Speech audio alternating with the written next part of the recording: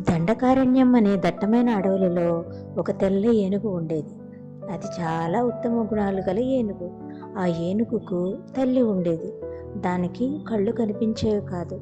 ఆ తెల్ల ఏనుగు తన తల్లిని చాలా బాగా చూసుకునేది. అరణ్యమంతా తిరిగి రుచికరమైన పళ్ళను తెచ్చి తల్లికి ఇచ్చేది.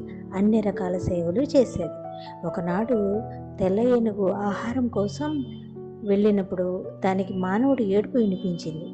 తెల్ల ఏనుగు ఆ మనిషి వద్దకు వెళ్ళి కారణం అడిగింది. అప్పుడు ఆ మానవుడు, నేను ఈ అడవి దారిలో తప్పి ఇటుగా వచ్చాను. 3 రోజులుగా తిరుగుతూ ఉన్నా నేను వెళ్ళాల్సిన దారి తెలియడం లేదు అన్నాడు. అప్పుడు ఏనుగు ఆ మనిషికి అడవి చివరన ఉన్న అతని గ్రామం వరకు దారి చూపించింది. మనిషి ఊరికి వెళ్ళగా అక్కడ రాజభటుడు, రాజుగారి ఏనుగు మరణించింది.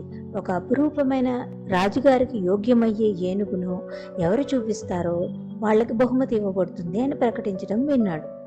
తెల్ల ఏనుగు జాడ తెలుసుకున్నాడు కాబట్టి బహుమతికి ఆశపడి రాజభటులకు సమాచారం అందించాడు.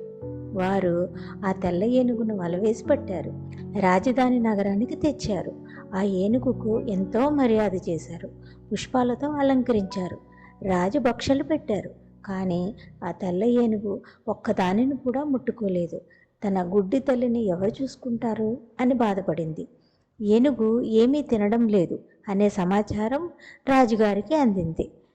రాజుగారే స్వయంగా వచ్చి ఏనుగుని పలకరించారు. అప్పుడు ఏనుగు, నాకు ఈ రాజభోగాలు వద్దు.